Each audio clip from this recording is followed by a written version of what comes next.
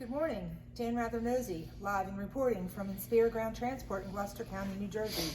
Today, we're here with Joe Ailman, the new PIO Information Officer for Inspire. Joe has offered to take a few minutes from his hectic schedule so that we can learn more about his critical job. A few questions for you, Joe. Absolutely. How would you describe your role as the Public Information Officer? Well, the first thing is I'm the face of the department. It's pretty important that you have a consistent person to go to so you can get good information.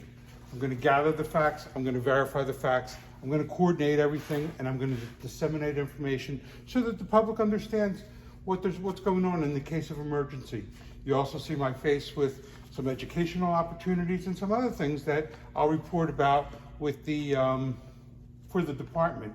Not only do I report to the public and yourself, but I also have my internal audience, the people of our department, our board members and so forth, and our executive staff.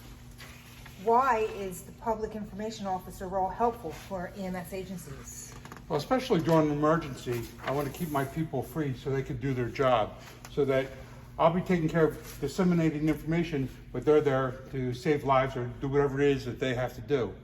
We want to make sure that the information is correct, so I'm the one who's going to verify all the information. It's not left to anybody else. I will have all the media contacts. I'm going to have your information, the information from the other media outlets that we have, so that I make sure that as many people get the information as necessary when we have something important to tell the public about. How would you describe your policy for handling media requests? Well, first, all non-emergent requests I would like to do by email. We have the time to gather the information. I can handle this information at my convenience, and it'll also be at your convenience. When there's an emergency, it's certainly, I'm going to send out that we're going to do a press release at, let's say, around noon, and hopefully all the media outlets will get there. We're going to build a positive relationship. We want the media to be able to help us disseminate our information, because it's important that it gets out to the public and to the right public, to make sure that all the people of the community know what's going on, especially in the event of an emergency. What types of information and details can you share with the community? Well, we're going to hold a lot of training sessions. We'll hold like CPR classes. We're going to hold babysitting classes. Those are the kind of things that I'm going to inform you through email, and then we'll, maybe we could have a press conference on the local news. But those are the types of things that we're going to obviously allow you to know. But during an emergency, some of the things that we can't do is we can't let you know people's names. Sometimes we won't even let you know we will ask you not to tell us about where the incident is. It might be a police priority. So we got to be careful sometimes about what kind of information that we're giving out. So it's nothing personal when we say that we can't divulge information, but you have to understand we have to respect the privacy of the public. What types of information are considered confidential?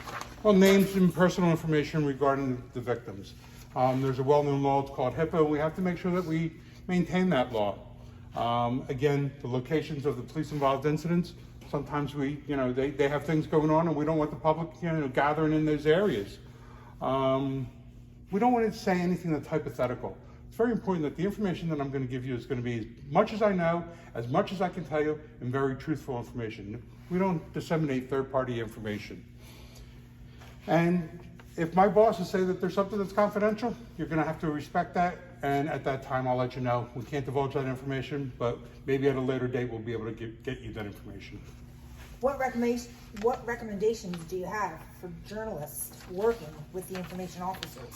I guess the biggest thing I could ask from you is to be patient.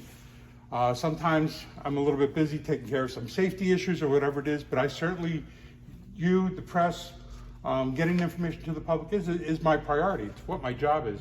But sometimes I'm going to need a few minutes, so just be patient and I will get you all the information. Be respectful of the position. Be respectful of the people that are surrounding here. One of the things that I got to ask you is not to bother the staff as they're working. Always come to me with your questions. They're informed or they're told that they're not allowed to speak with the press, and you have to understand why. I have more important things for them to do. I'll disseminate all the information to you. Even the chief of the department, there will be times when the chief of the department will address the media, but most of the time all the information is going to come right from my office. Okay, Joe, that was great.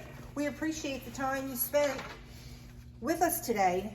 And now, back to you, little Annie, in the studio. This is Dan Rather Nosy reporting live.